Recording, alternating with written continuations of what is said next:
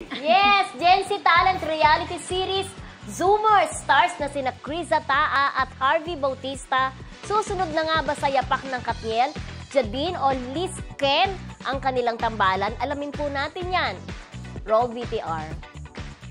Hirap kasi, di ba? Siyempre parang meron nang naset na standard doon. So, parang pag nakikita kami ng tao sa light na the next JD na, the next Katniel, sobrang ang sarap lang po sa puso nun. Well, sa akin naman po, 5 years na po ako since pumasok sa PBB. And parang ever since I've been very independent when it comes to my career, I feel like nakapag-explore na rin naman po ako when it comes to characters kagaya ni Nai, and like you saw the characters na naganapan ko na po. And I think this time, parang ready naman na po ako to explore new things, to explore, ayun nga po, love team or pair, partnership, ganyan.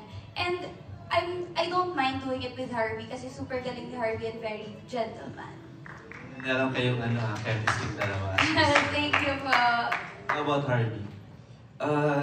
Exactly the same as Criza. Ako, I think, ako naman I'm down to do anything naman eh. Yun nga, parang this is new. For me kasi personally, this is new having a partner like this.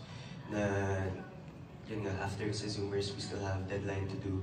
And it's exciting siya sa akin kasi yun nga, like I said, bago siya. So, ako go with the flow lang naman ako eh. Wherever this pairing goes naman, I'm down. Game ako.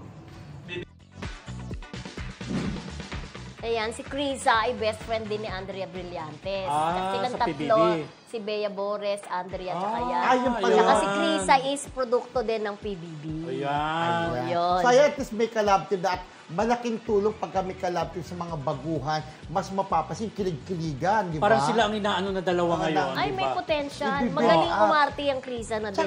Tsaka pretty. Yung Harvey naman, di ba marami na rin yung projects Sa na Zoomers nagawa. talagang sila yung napapansin friendship eh. Ay, di ba? talaga. Bagay, ang ganda nila sa personal, tingnan, may chemistry talaga. May chemistry yan. Oo. Ano nagsabi ng Zoomers, yung sinusum? Mga gano'n, nagsusum Parang sila reality na- show yan, friendship. Yan okay. sa ABS-CBN.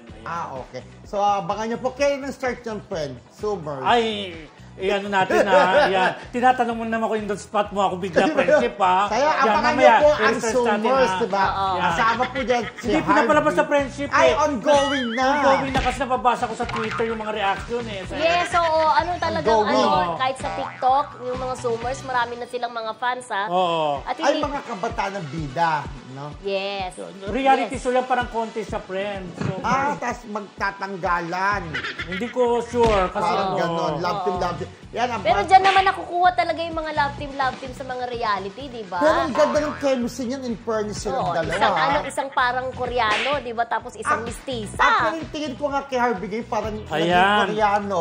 Heto, yung newest oriented series of ABS-CBN 2024 kasi episodes of Zoomers After Can't Buy Me Love, 10:15 p.m. on Kapamilya Channel, Kapamilya Online, Live A to Z and TV5.